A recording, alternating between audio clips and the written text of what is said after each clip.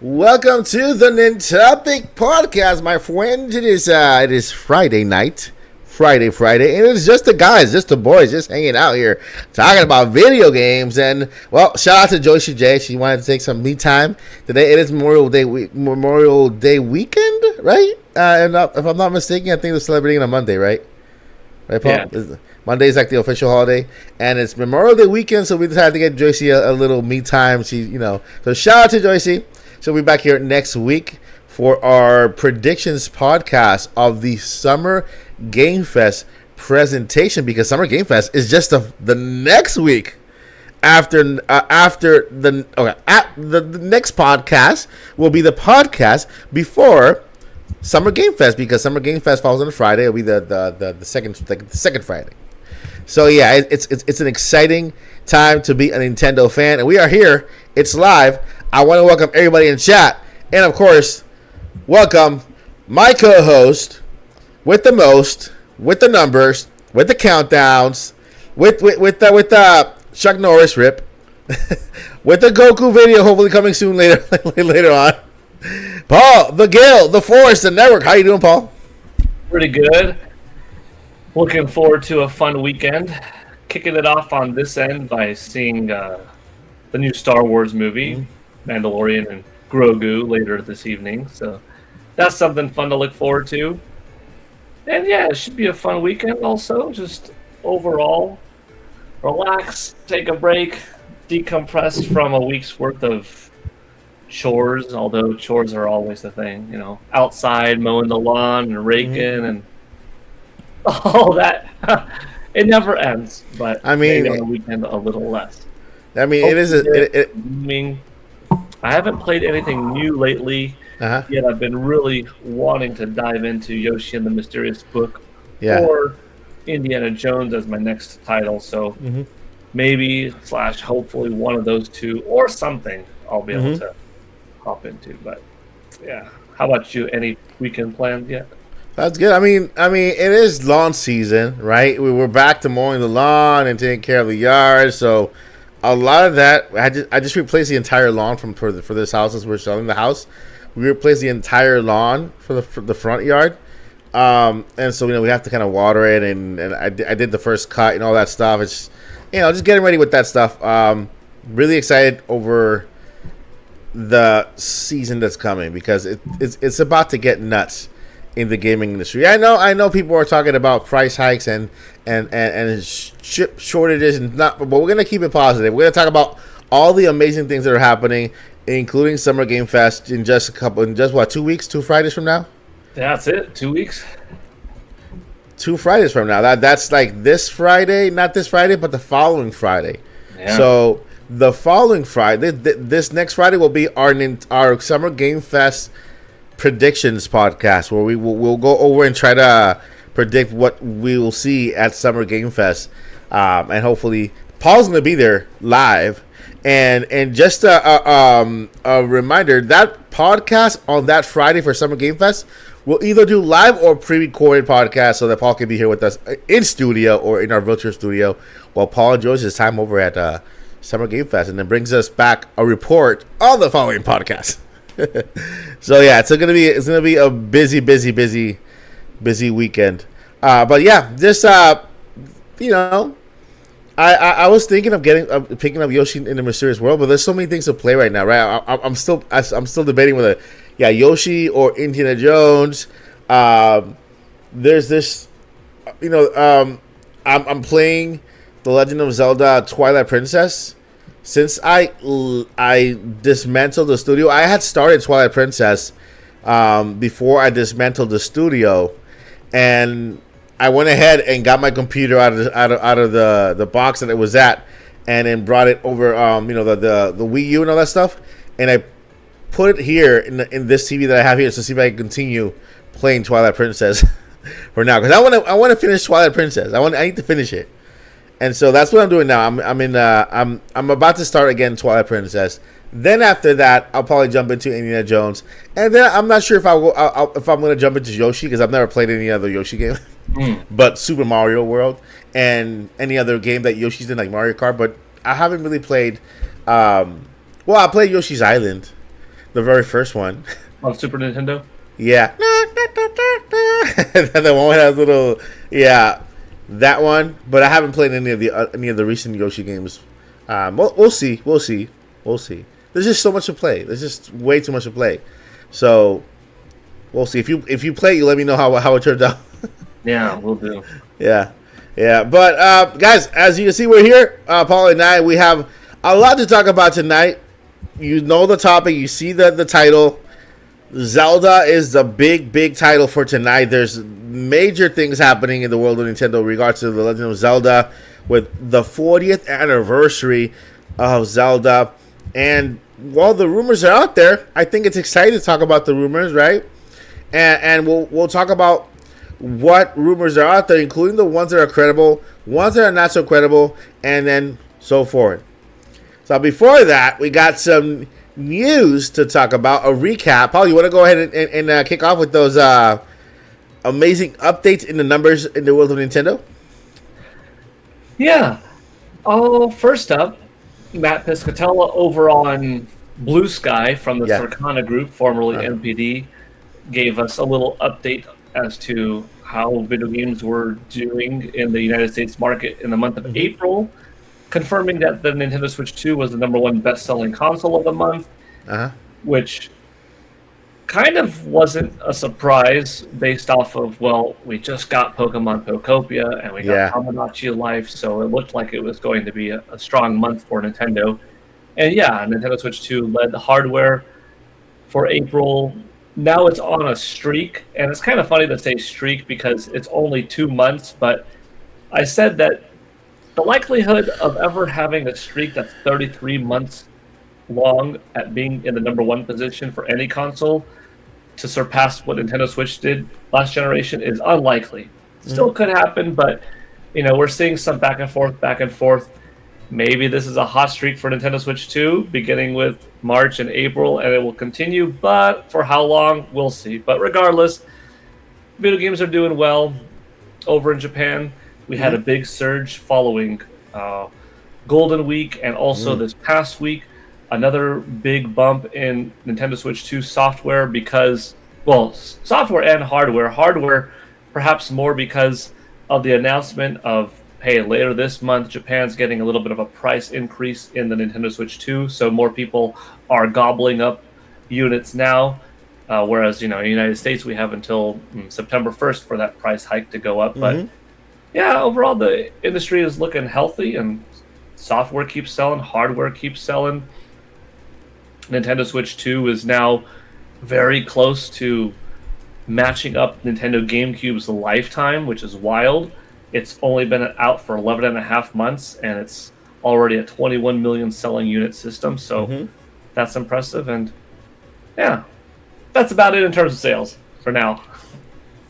That's good. I mean, things are moving forward. I think, even with the price hike, I think the Nintendo Switch console itself is worth it, and then we can see Nintendo kind of also balance the scale a little bit when it comes to the video games.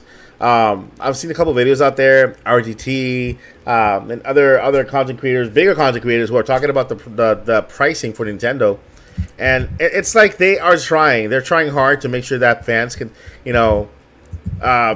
can still get away into gaming. I know $4.99 is steep for some people, but remember, this is a one-time thing. You can either divide the payments, save it, use different methods like pay for. I use Zip. Zip is a really good one I recommend, where they take out every 2 weeks without interest. They take out they divide the payments in 4. So if you were to buy the Switch at $499, then you would probably take out $125 every 2 weeks. So every time you get paid, they take out $125, and that's it. Then you pay you owe the system all right, but they help you with cashing out. Like you can use it in store or you can use it online, and I use it a lot for a couple of things, including my studio gear sometimes, like a microphone that's a little bit high, steeper in price. I use Pay for, super good. So if you guys have a job, can't give out $4.99 right away, but Pay for is a good way to get into that I don't think they check credit. It's just like, it's more like you have to just attach your card to it, where they're going to deduct the 125, and then you're good to go. So there are ways to get into the world of gaming. Once you're there, once we're inside, you have your Nintendo Switch 2, you have your entire library of games from Switch 1, then Nintendo appears to be doing something with their pricing in games. I mean, look at Star Fox at $40, right? Is it $40 or 49? Star Fox? Star Fox, yeah, $40. It's 60-50. 60 digital or 60 physical, 50 digital. Yeah, so $49, $50, right? And so Nintendo is at least working with us in that, giving us those pricing tiers for video games, and even offering us a $10 discount if you buy digital over physical, right? So physical people can still buy physical. They can pay the $10 extra. We talked about this so many times on the podcast, right? About Nintendo. Hey, just do digital, a little cheaper. Physical, a little extra. Makes sense. You're paying for that extra physicality, the production value, and so at least we know that things are not gloom and doom. Everything is not $80, and once you're in it, then you're in it to win it, because you'll get to enjoy all the amazing games that Nintendo has in store, and the upcoming games too. So it's a win. It's a win for everybody. Really quickly here before we get into our main topic, I just want to do a recap of some news over the week. Starting with people who played Destiny 2. Is officially concluding with its final content update. So if you are into Destiny 2, Destiny is like a sci-fi shooter, which is really cool. It reminds me of a little bit of Metroid. Reminds me a little bit of Call of Duty. It reminds me a little bit of what's this other character? This other sci-fi shooter, Master Chief with Halo. Just a little bit. It's a little bit of everything there. It's really cool. If you haven't played Destiny, I think it's free to play. And Destiny 2, they do updates. They do like different storylines every now and then. So the last one is coming out in June. June 9 is the very last one for Destiny 2. And that's it. Then we have the Switch 2 library continues to grow with the announcement of Gunvolt, Chronicles, Luminous, Avengers 4. That's a big 3. That's a long name. Meanwhile, May 2026 releases schedule, we have Forza Horizon 6 and 007 First Light. We got indie highlights, indie games. We got Deep Rock Galactic Rogue Core launch this week. And we got Coffee Talk Tokyo, which we saw recently in Indie World Showcase, which is cool. I know a lot of you guys have been looking forward to that game, Coffee Talk Tokyo. And The Adventures of Elliot, right? The Adventures of Elliot Millennium Tales, which is like a classic style Zelda-like RPG. And this game, by the way, this game, right now, The Adventures of Elliot just released a demo. Okay? They have a demo, a 90-minute prologue demo ahead of its June 18 launch. So if you were looking forward to this game, what's the name again? The Adventures of Elliot, then you can go ahead and try that demo out today. And that is the news. What do you think about the news, Paul? This is a lot going on, right? It's a good roundup. Yeah. More and more, I'm hearing positive thoughts from people on The Adventures of Elliot. Uh-huh. I think it's going to be a pretty strong game next month, and for those that are kind of hungry for a top-down Zelda style game, this will hit just well. More action adventure than straight up turn-based RPG, but fitting that vibe of 16-bit era, modernized visuals. Mm-hmm. Looking good, and that's awesome. I'm looking forward to it too. That's awesome. Before we get into our main topic, guys, I want to let you know I've gotten all your messages. I've seen your messages on X and your messages on Discord. I miss you too a lot. Trust me. I apologize because I haven't been able to live stream, do the daily live streams we were doing at 5:00 p.m. Eastern time. Hopefully, we're gonna get back to it, but I will try to live stream whenever I can here and there. Yeah, I just want to let you guys know I'm reading your messages, and I want to say thank you for those. And it means a lot to me that you guys are reaching out, letting me know, hey, Mike, when you go live stream? I miss your live streams and this and that. So I appreciate that so much. It means the world to me. And I will be live streaming very, very soon.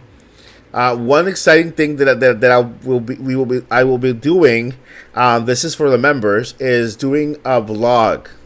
Okay, a vlog of the entire process of when we start the moment they start building the studio and putting the pieces up together and making the building and everything. That is all going to be vlogged for the members. You guys can see the entire process. You guys get to have input in the decor inside the studio, the walls and all that stuff and all the really cool stuff that I got planned. I plan on making the studio Indie Mania ready, meaning we don't have to rent a location. We can just have our own studio. Paul can fly over to Orlando. I'll treat Paul over to Super Nintendo World and Epic Universe and Donkey Kong Land, and we'll have a blast there. We'll do like a little podcast, and then we'll do Indie Mania there. Paul can come over with his wife and his kids, and we'll have a blast too. And then we go to Disney and Universal. Although Paul has all that stuff already over there, so he lives in LA. I don't have Donkey Kong though. There you go. And we also got the big old castle here, in Orlando for Disney. We got the big old castle, so just listen up there. but yeah, that's what's going to be happening. I can't wait. Trust me, I cannot wait. It's already almost the end of May. We got June, July, August. That's when we're entering the new studio, and then we'll be good to go. All right. Shout out to everybody in the chat, and thank you guys for your patience, and I appreciate you. All right, Paul. Did you know that there's a rumor out there, Paul? Some game, a game about a guy with a sword and three little trinkets that form a triangle, and apparently you put these trinkets together, and then all of a sudden you wish upon them, and a dragon comes out, and the dragon can wish. Oh wait, that's Dragon Ball Z. Never mind. That's not. that's not. It's Dragon Ball Z, right? Dragon Ball Z is 7 Dragon Balls. 7 Dragon Balls. And then you wish upon the wish orbs, and then you make a wish. Shenron. But this is not that. This is 3 triangles. One of them is about strength, power. One of them is about wisdom, being smart and wise, and the other one is about I think that's eating, hunger, chicken nuggets, or what's that courage. Or courage, yeah, having the courage to eat a giant meal. Yeah. So yeah, we're talking about Zelda. There's that rumor of an Ocarina of Time remake. Paul, you know what the difference is between a remake and a remaster? Built from the ground up, instead of just polished visuals or higher frame rate or increased resolution. We're talking they went into the code of this thing, yep, and either on a small end or a big end, reigniting the game. Some remakes are a little bit more faithful, which is kind of like a glorified coating of paint, but it's so new that it was made new and not just glossed over. Like Paper Mario and the Thousand Year Door. That was a remake for Nintendo Switch. Some would say, well, that's more of a remaster, but they remade it from scratch. It is a different game. And others would say, well, what about Metroid Prime Remastered? Well, that's in the name, remastered. Certain elements of it were remade, like cutscenes, new polygon models, newly sculpted, but overall, a remaster, but a very pretty one, because everything was retextured.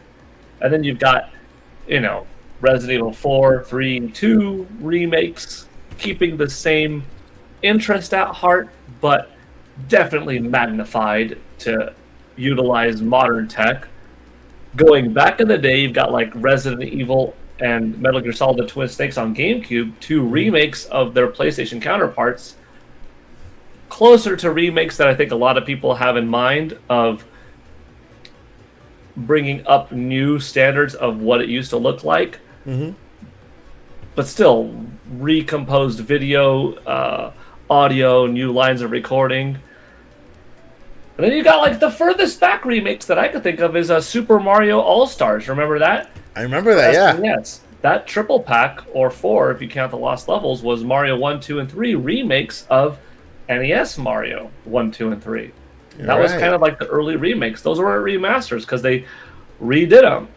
Then you got Final Fantasy VII. So it's a remake, reimagining the whole shebang. It's a completely different kind of thing. So, remake, reimagined, remastered. It's all kind of tangled in there. But what we're looking at here seems to indicate that Legend of Zelda Ocarina of Time remake isn't just, hey, we're taking the old Nintendo 64 build of the game and saying, all right, let's go widescreen, improve the textures a little bit, improve the frame rate, add some lighting, and make it in 4K. No, that's not what's happening here. Yeah, exactly. Is that all true? Which we think it is. Exactly. But here you go. This is exactly what Paul was talking about. This is what Paul was talking about. Oh my God. It's like, for those of you who can't tell can't really because I can see it's a bit confusing when it comes to, okay, remake, is this a remake, is it a remaster, and Paul, just like Paul said, a remake is from the ground up. They open the file, click new, open a brand new file, start coding from the ground up, create a new assets, and then it's specific to the hardware. So we are in the middle of the Nintendo Switch 2. Switch 2 is a more powerful system. They're going to take advantage of that system completely. And here you go. You see Final Fantasy VII, the one that Paul brought up. Cloud. They're both Cloud. One has a nose. One wasn't powerful enough to have a nose, so I'm guessing there was no air. And then of course you see the hair. I mean, there's no question about it. You guys can tell. You can't tell the difference. Joycie's in chat. Shout out to chat to Joycie in chat. She's saying she can't tell the difference between these two. But this is what we're getting, my friends, when it comes to the Ocarina of Time remake from the ground up. Now, if you have not been following the news, well, the person who brought these remakes up, these remakes, was Nate Drake, or we call him Nate the Hate. We all love and respect Nate the Hate. Responsible for basically, he's been perfect this year, actually, with his predictions. He's been actually on point. I wouldn't really take points away because of the date. I think that those things change, but the fact that he said there was a game coming called Star Fox, that was a brand new game. It is a remake, another remake. We're talking about remakes. Star Fox is a remake. They removed the 64 from the title, and they just added Star Fox. Right? It's like an intro. It's perfect because it serves as an introductory game to new fans who are just learning who Star Fox is through the Mario movie, which is awesome. And so that is a remake. Lost my train of thought. We're talking about remakes and remasters and Zelda and Beetle, right? Is that what we're talking about, Paul? Did you say Beetle? Beetle? Is that what we're talking about? We're talking about Beetle? Or what's his name? Is it Beetle or Doodle? The guy that sells you things in Tears of the Kingdom. He's like everywhere. He's everywhere. And he's also, I also encountered him when I was playing Skyward Sword. He was like just floating in this kind of little balloon in the sky. Is it Beetle? Beetle? It's Beetle, right? Beetle? Hey, I got it right the first time. Okay. So, Nate the Hate, all right, who's been, I think when it comes to his track record, pretty hot, right? At this point, you could almost say it's a given. Mentioned in this podcast a while back, and this is for those of you guys who are not up to date, that we will be getting a Star Fox game. And here we are. There's a Star Fox game. It's launching in July, right? July. Star Fox, June 25th. June 25th. Okay, that's next month. 34 days. What the heck? Yeah. Hello. No, who are you gonna ask? But the countdown guy. So yeah, we're getting Star Fox June 2028. It's a. Did I say 28, 26? June 25th. 25th. Mm-hmm. And I said 28. And it's not even 20. But yeah, June 25th.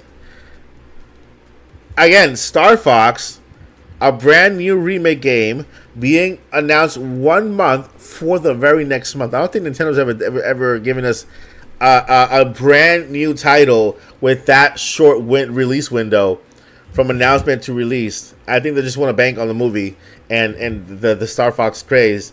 But Nate the Hate got it right.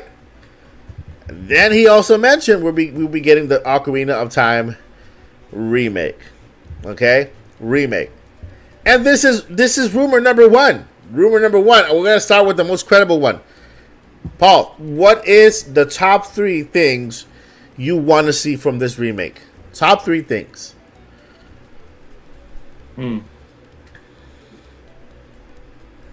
Big, stunning visual overhaul. I want the graphics to be cranked up to the max. Just because I already love the story, and I already love the gameplay and the combat and everything else, and I love the graphics for the time, and there's still plenty of charm to it now. But if I'd be like, well, one thing is, bring all of that classic stuff up until modern 2026 visuals, crank the heck up, graphics. 2. New story cinematics. The story's already there. Yeah. And if you are fleshing out the story with new cinematics, kind of like how Star Fox is, I would like to see scenes added to the game to fluff it up, to make certain things more meaningful, or more intrigue behind Ganondorf on his way to Hyrule Castle. Things like, what did Zelda do when Link went into this Temple of Time?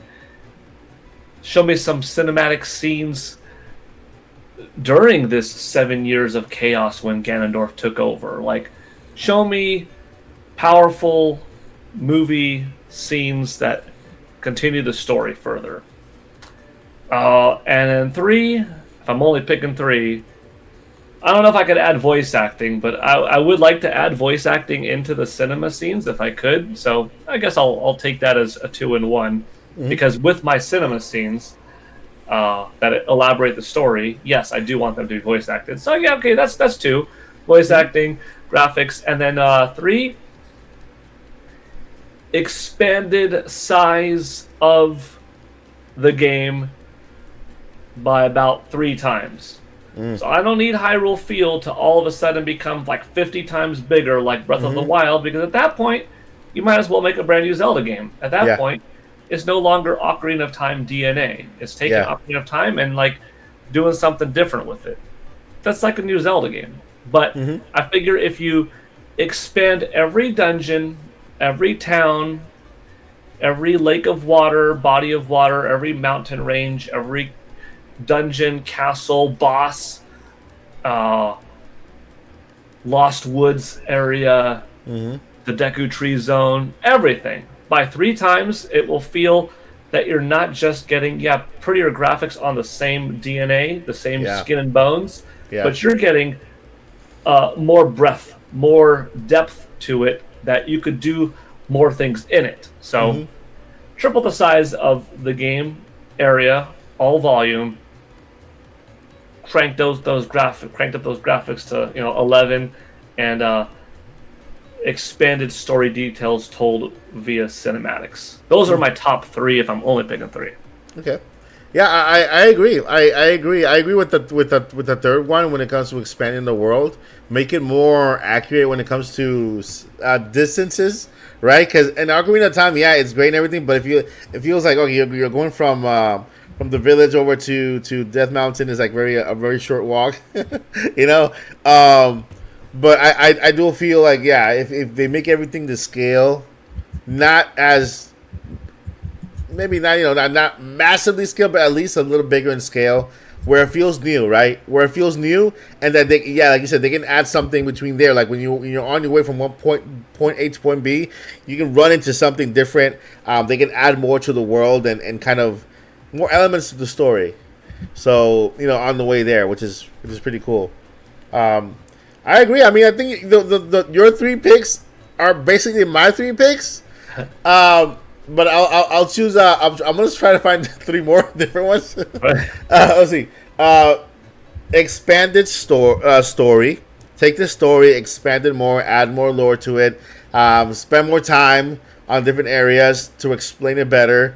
Maybe characters that are there in the first game that we never get to see or interact with in a bigger way. Maybe they have bigger roles.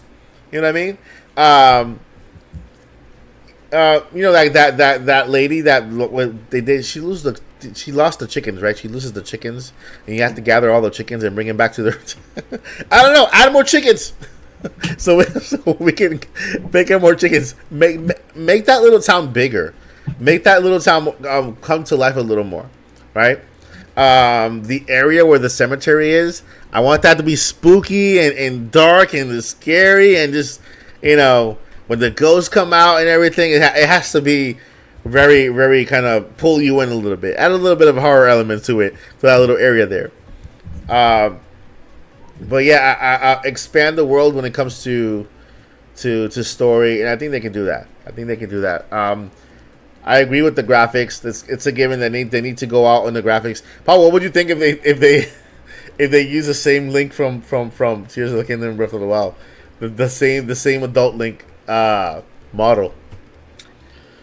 And that graphic style too. Yeah. For that matter, if it was like that same model but in Ocarina clothing, and that same visual style of borderline cel shaded anime-esque, but obviously better graphics than Breath of the Wild on Nintendo Switch 2 edition, right? Yeah. So maybe closer to Donkey Kong Bonanza. I think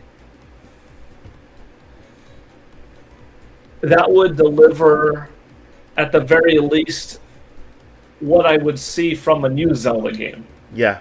So, but that style of graphics, it is really nice, and it has a lot of art with it. But I think that blends better with this more huge world. Yeah.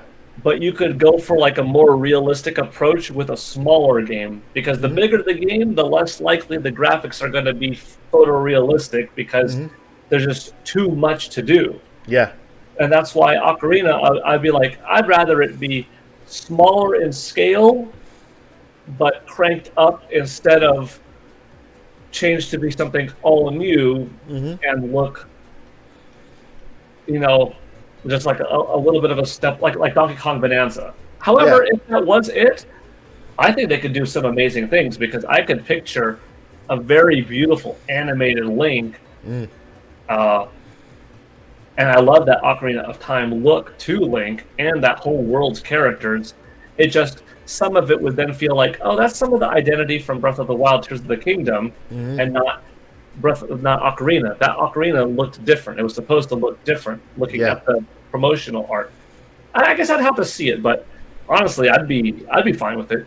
Yeah, I mean, I'm guessing they're using the same engine. Animation would be cranked up, Yeah, I'm using they could be using the same engine that they did for Tears of the Kingdom, and it is a remake and it's for Switch 2, so they could be, if they have an engine that they're comfortable with, just like they use the Odyssey engine for Donkey Kong, they could maybe use the Tears of the Kingdom engine for the remake, and maybe not make it look exactly the same, but at least when it comes to the mechanics and the some of the mechanics and some of the what's that You know do we climb it? I don't remember if we climb it in Ocarina of Time. We don't climb there. Only ladders and Yeah. small little like shelves. Okay. Yeah. Yes. Fences, So mechanics. vines. That's my I would say my third pick. New mechanics. I know you can't climb in Ocarina of Time, like technically can't climb, but maybe add new mechanics. Maybe add new ways of moving around. Right? Make it's still the same story, but they're giving you a brand new, different experience on how to get from point A to point B. Right? Yeah. So it's not like a shot for shot remake, but they'll give you new mechanics to try to get from where you want to go. That's what they did with Final Fantasy remake. It's not the same game. It's No. the same story, but it's a brand new mechanics, brand new leveling up style. Your abilities, all that stuff is brand new, and so yeah, you still have the little materia that you can equip and everything, right? But everything else is kind of a mixture of the old with the new. So I hope that's what they do with also the Ocarina of Time remake. Now, anything else you want to add, Paul, to the remake? When do you think you see Nintendo doing this? Revealing it or releasing it or both. Both. I think we're going to get a Nintendo Direct, a main general Direct in June. Mm-hmm. If I had to guess, I'd say it's going to be after Summer Game Fest, so I'll go with like June 9th through June 18th. Okay. Somewhere in one of those 2 weeks, I could see Zelda taking up a little portion of the Direct, and then in that Direct, they say, coming this November 19th. So I'm going to go with November 19th as the release date, which I think is Black Friday itself. Let me see. Is it Black Friday? 1, 2, 3. No, Black Friday is November 26th. Oh, wait a minute. Oh, shoot. I just realized. My November 19th, that's Grand Theft Auto 6 Day. Ooh. Ooh. Huh. Do you respect Rockstar's release date enough to put your game on, like, November 5th? Yep. Or do you just say, hey, we respect it, but we are confident that this is a big deal game. We are selling to our install base of 27 million Nintendo Switch 2 owners, and we have a pretty good idea that the game is going to sell no less than 6 million in this opening weekend, and might even be an 8 to 10 million seller by the end of the holiday. Now we're going with November 19th. Oh man, I just realized that. But I'm going with June and November. Okay, yeah, I can see it. I agree. I agree with the June. I agree with that. That we'll probably have an hour Nintendo Direct with the first 15 minutes of it dedicated to the 4th anniversary of The Legend of Zelda. I'm gonna be bold enough to say Nintendo is releasing Ocarina of Time mid September, early October. You know why? Because that's when the price hike happens. What better way to kind of balance the scale in a way and try to overshadow that little price hike than releasing Ocarina of Time remake, which I'm sure is going to be a system seller. People are going to pick up systems because of it. They might not care. Oh, it's $4.99. Okay, I'll pay for it. Let me get and it'll give, at least in that little price hike period, give Nintendo a little boost in sales on their system, and help it kick it off. Help the new price kick off towards the holiday season. You know what I mean? And then of course it'll sell more in the holiday season. And then maybe I would say for the holiday season, Nintendo goes with Luigi's Mansion 4 or even Mario Maker 3D, a Mario 3D Maker or whatever, right? But I'm gonna say end of September, beginning of because Nintendo also did the same thing with Echoes of Wisdom. Echoes of Wisdom announced in June, and it launched in September, right? It was out in September. Say that again? Those two? Echoes of Wisdom. Yeah. Yeah, it was they first revealed it in June, and they just launched it. I think it was in September. Let me know in Yeah, chat. it was a very Very short, right? Short release window. few months now. Yeah, it was very short. So that's my pick. Paul, November. I'll choose September end of September for that one. That would be better because that would be sooner. Yeah, yeah. Now there's another rumor out there really quickly. We're gonna go over, and this is again another Zelda title, but this one is I want to say already it's a Grezzo top-down Zelda game. I'm gonna put this on top of it. I'm gonna say this was already confirmed by Aonuma that Grezzo will continue to develop these type of Zelda games. When they announced Echoes of Wisdom, he said that these games are going to be part of the stable, and they might be part of the they might be part of the lore continuing forward. Like it makes sense, right? It's not gonna be like a little side quest game. It's gonna be part of the story. And shout out to Patty Berkeley 1971 for gifting Paul Gill Network 5 memberships on Paul Gill channel. Thank you, Patty Burke, 1971. Big thank you. 1971 is just 1 year away from when my wife was born, so it's a good year. It's a good year. Appreciate it. It's a good year. Great year. All right, so let me go ahead real quickly here. Read this rumor. By the way, it's a rumor. Take it with a grain of salt. It's an exciting one, but it's still a rumor. So let's go ahead and go over it really quickly. This one it says, this is largely speculative, but it gains traction from the industry observers tracking Nintendo's development cycles. The credible outlook. Credible discourse here is tied to code names like Bernard, but rather that Nintendo's recent Echoes of Wisdom engine. So it's like they're using, just like they use the same engine for Link's Awakening, right? Link's Awakening, and they use the same art style and engine for Echoes of Wisdom.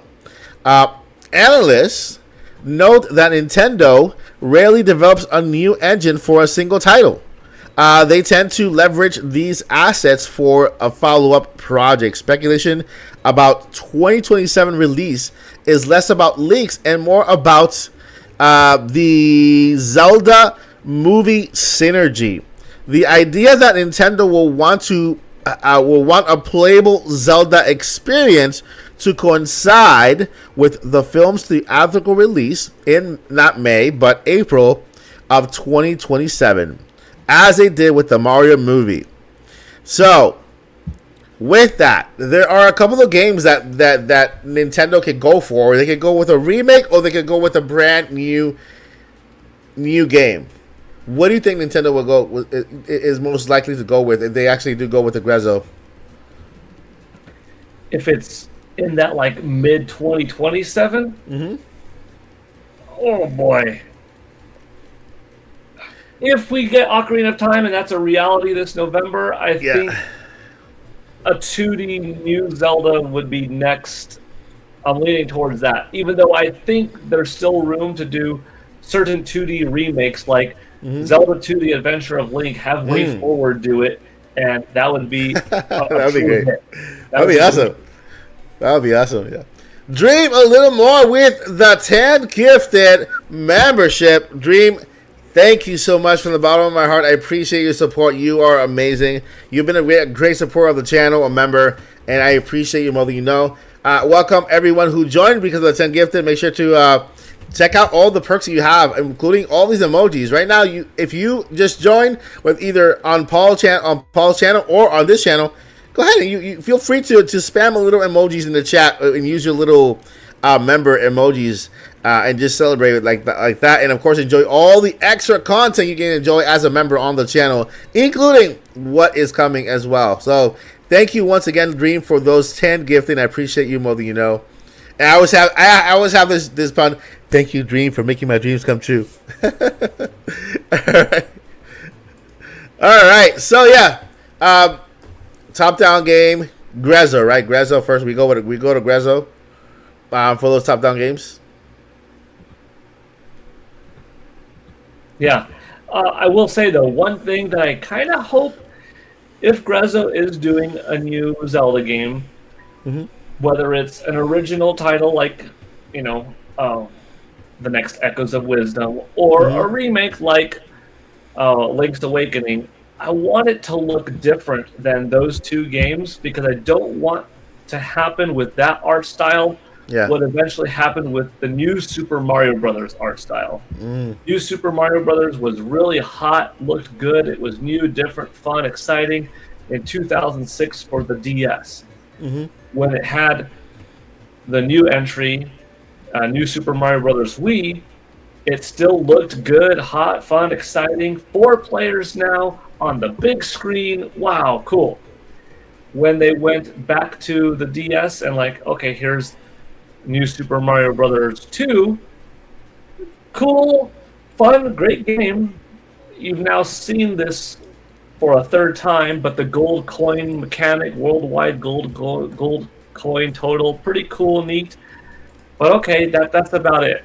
And then you had Wii U at launch, New Super Mario Bros. Wii U, and then New Super Luigi U, and then that got ported to Nintendo Switch. I'm like, ooh, it was time to change up the visual style, and unfortunately, they did that with Super Mario Brothers Wonder.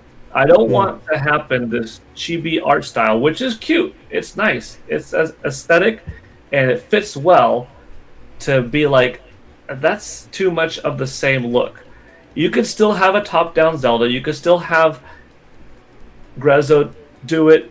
It doesn't have to be super realistic. It doesn't have to be a big 3D world because it's a different type of game. But do something a little bit different with the visual style because otherwise I have a fear that regardless if it's new or a remake, it might get lumped in with too samey for some people and get lost. And I'd rather it be more fresh. That's just a personal take. I don't know. Yeah, no, I agree. I agree. I agree. When it comes to this, with this, because I actually loved Echoes of Wisdom. I loved Link to the Past. I love that art style, the chibi style, right? Because it kind of it feels like you're playing a modernized version of the top-down games from NES and Super Nintendo.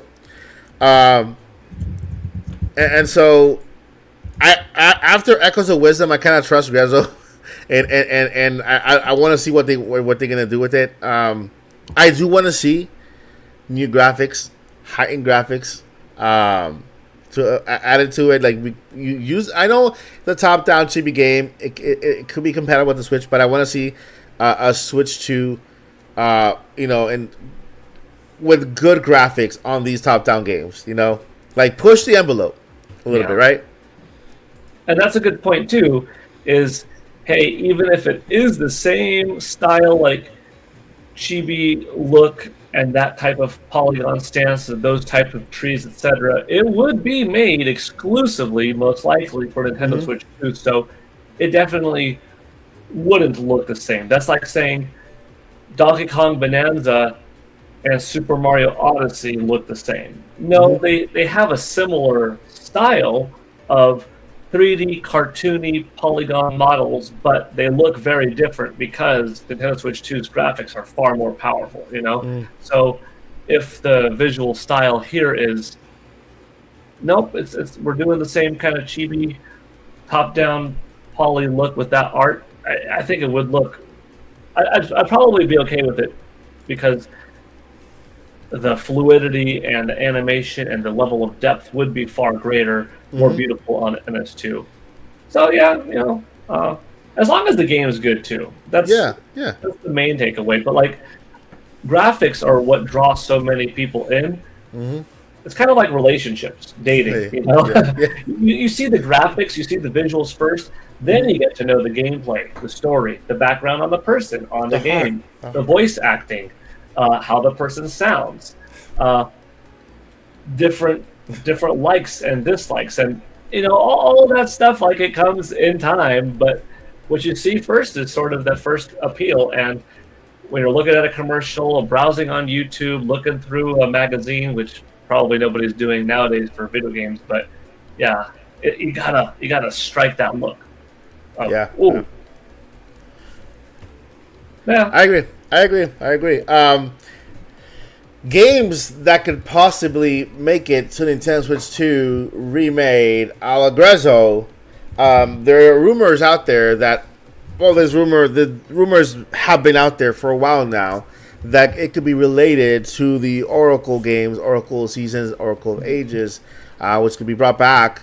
Another rumor is a Link Between Worlds, which is, to me, I would love to see that one kind of brought back, because it's a game that it feels more like our next rumor. It feels more like our next rumor, and you're gonna see why. We know in a Link Between Worlds, you are in between worlds, right? You go in the rifts, and you end up in the other in Low Rule, and there's a different atmosphere. It's darker. There's a different princess, right? The opposite of Princess Zelda. What's it? Helda, is it? Helda? Mm-hmm. Helda. And so I will love that would be an amazing game that I would love Grezzo to take a shot at, A Link Between Worlds. And of course a brand new title, just like Echoes of Wisdom. The part of the rumor also mentioned that Zelda could be a playable character, or it could be like just a sequel to Echoes of Wisdom, where Zelda is the main character and moving forward, right? And so like it's like they wanna continue to position Zelda in a that point. Yep.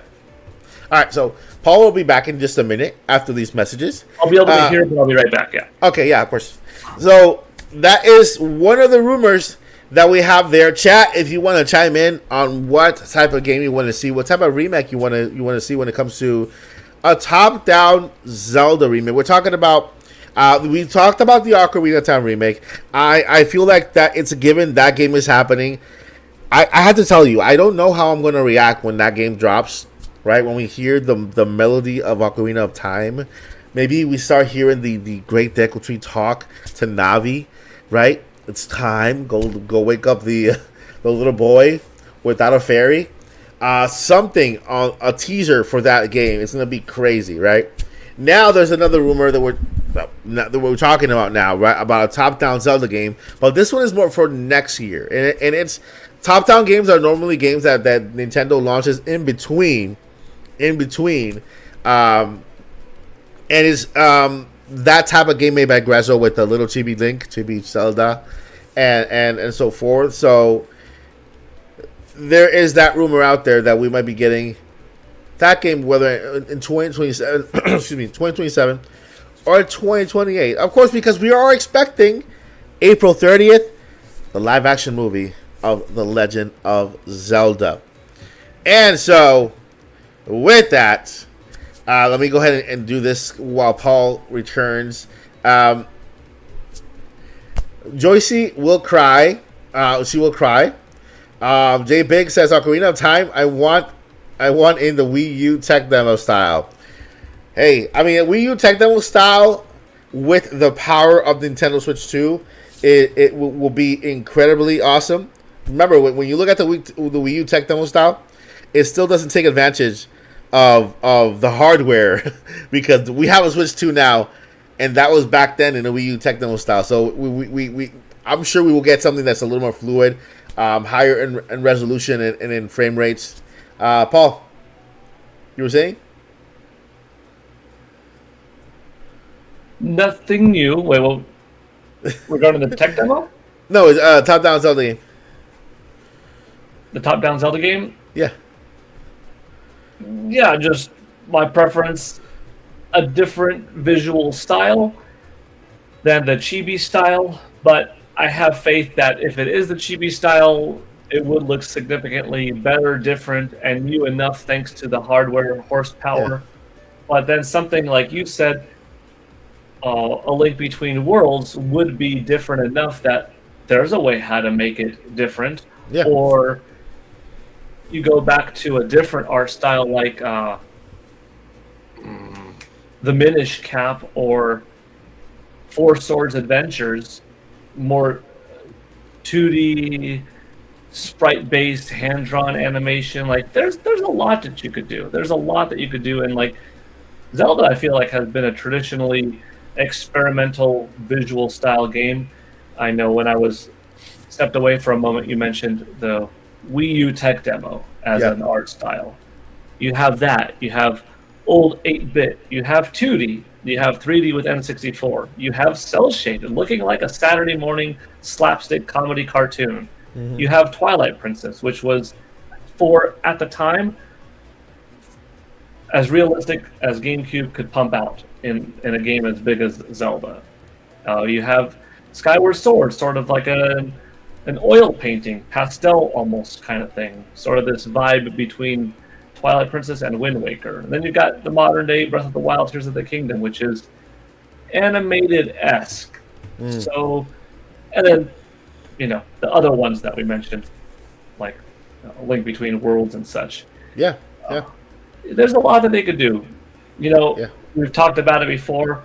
What if they dared do Zelda with Lego as the style? I would love that. I would love that so much, man. I don't think it would be bad. I think folks that think it would be horrible aren't giving Nintendo enough credit to say it can't be done. No, man, if someone could do it, Nintendo could do it. Nintendo could take the Lego design and with their creativity make a Zelda game that, yes, even though it's made out of blocks and Lego pieces, it's very much Zelda.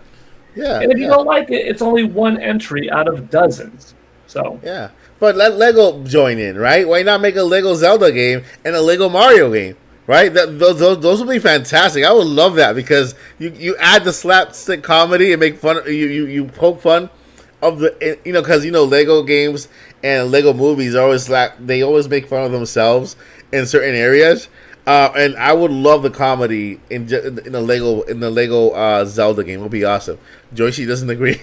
It's like, no. But guess what, Joycie? I'm sorry. It's 2 against 1.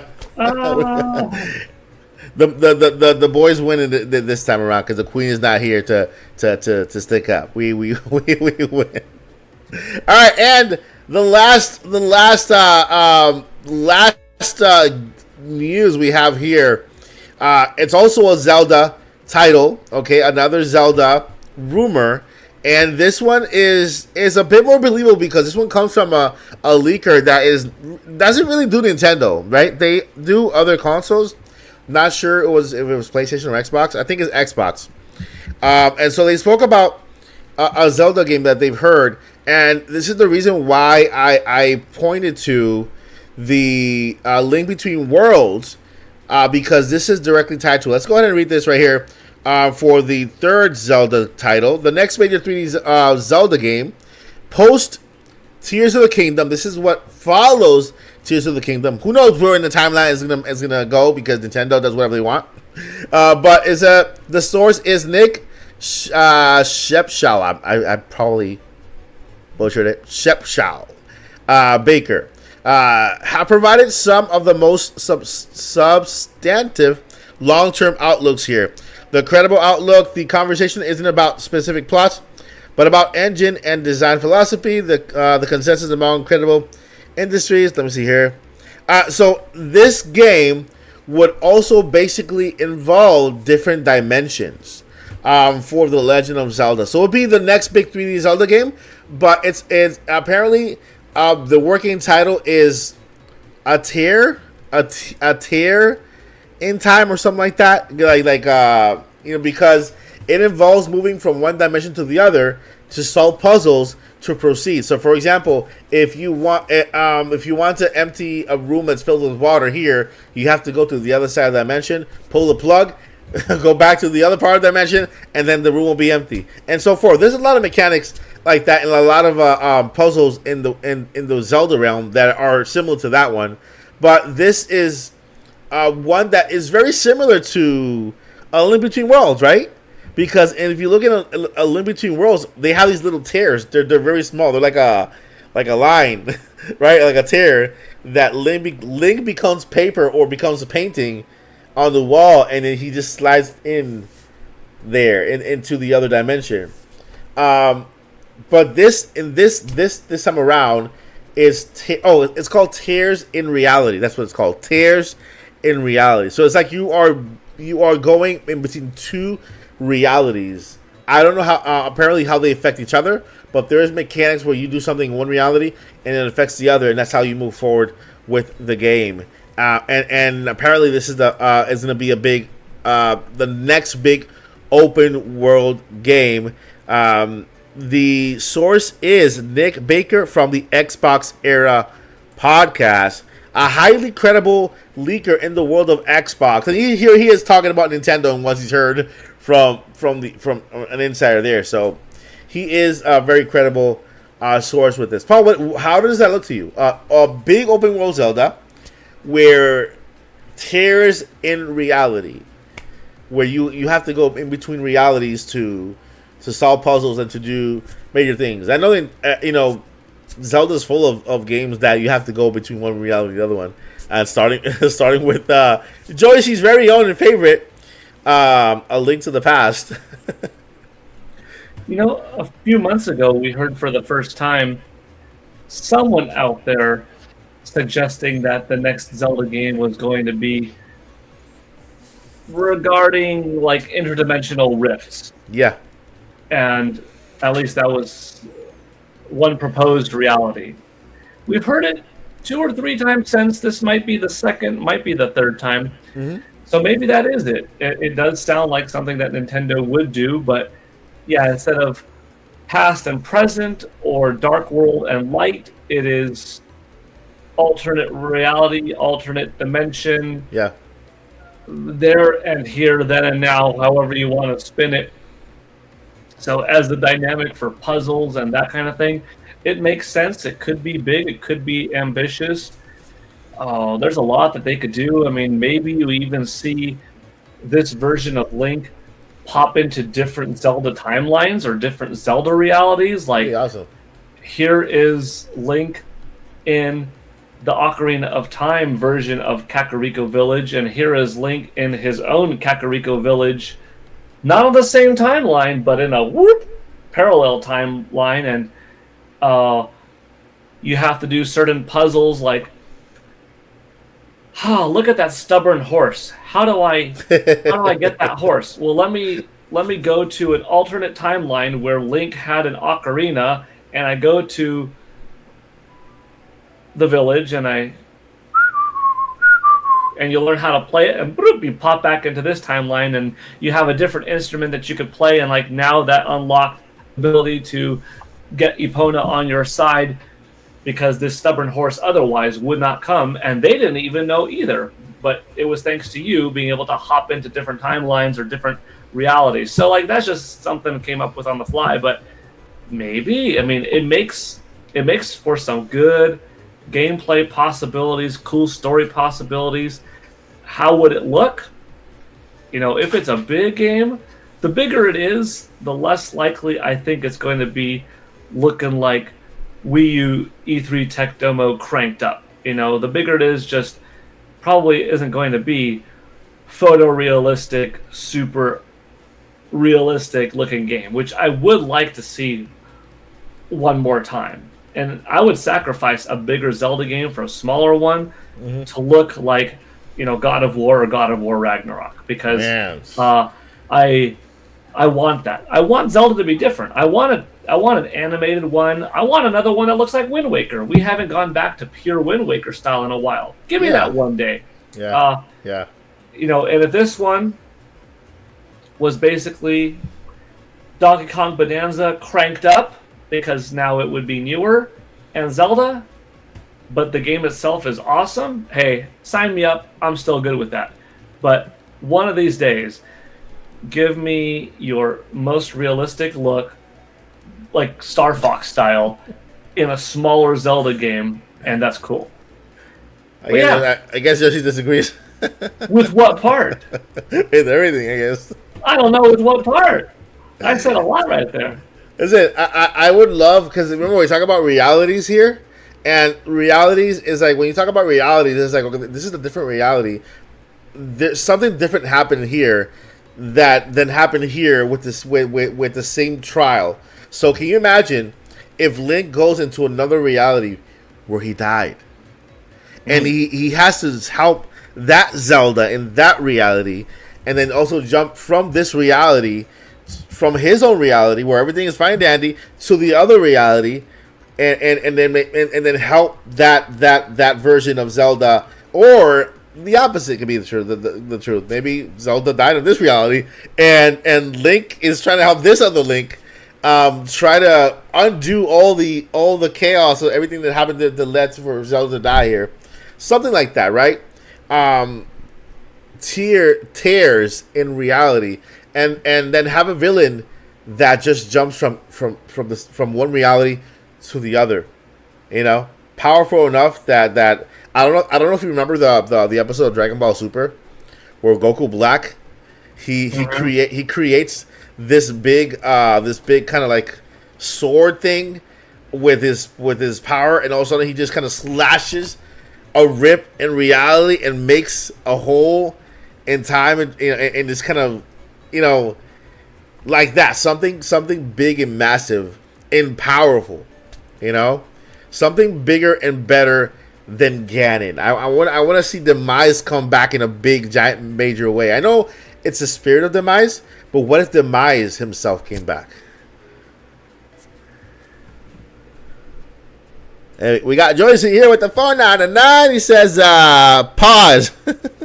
Favorite song in Zelda, and why is it not Dragon? It is not Dragon Roost. It's not Dragon Roost. Paul, is it Dragon Roost for you?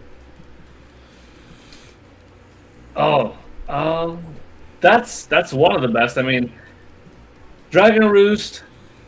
Oh, Valerio of Fire. Kakariko Village. Yeah. Oh, jeez. Hold on. Oh. Why am I drawing a blank? Gerudo Desert or Gerudo Valley. The Great Sea from The Wind Waker also. There's some really... Oh, Tears of the Kingdom.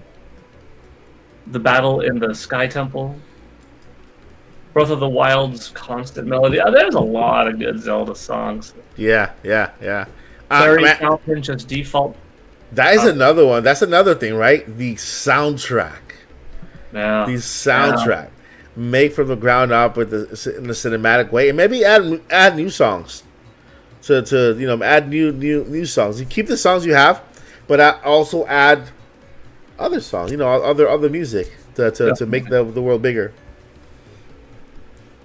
So yeah, friends, 3 Zelda games, 3 Zelda rumors in the rumor mill right now. One very credible, the other one not so credible, and the third one kind of more credible because that is more in the future. But Paul, if you were to rate these 3 games, rank them from by credibility. Ocarina of Time. Well, number 1, new 3D Zelda, because you know it's going to happen. Yeah. Guaranteed. Number 2, a new 2D Zelda, because you know it's going to happen eventually. Yeah. Number 3, Ocarina of Time remake, because... So order of likelihood? Yeah, order of likelihood. Like, which one with...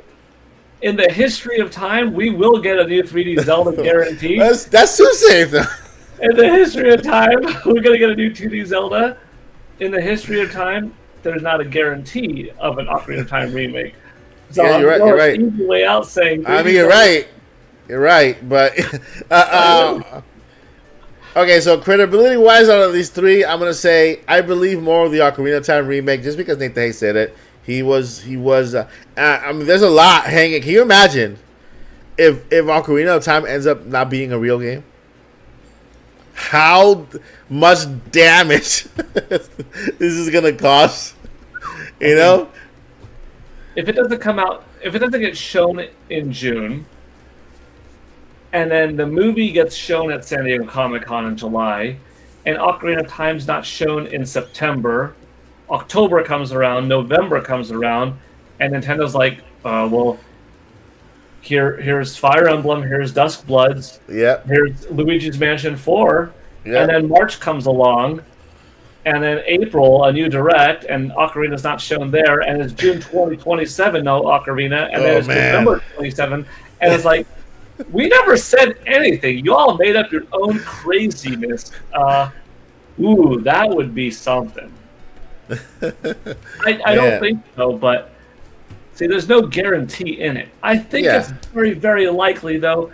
Even before Nate the Hate said what he said, I thought, geez, you got this Ocarina of Time Lego set? That seems like a hint. Yeah. You got this Deku Tree Lego set from a couple of years ago that had Breath of the Wild and, for some reason, Ocarina of Time interchangeable Deku Trees? Why? Yeah. So it all started like back then. I think they're building up for an Ocarina of Time remake. So I've already had this thought in my mind for a while. Yeah. Heck, I started thinking about it as what if they do this for the 25th anniversary of the game or 30th anniversary of the game, in which 30th anniversary would be 2028. So this isn't a new thought. It's just now we have an extra source of credibility, but still not a guarantee. Yeah. It just fits very well. Yeah, and Nate the Hate wasn't the first one to bring up. He wasn't the first insider or leaker to bring up the Ocarina of Time remake situation. This was brought back, I think, a year or 2 years ago, back when Pioro was still alive. You know, and it just died off. It just died off, right?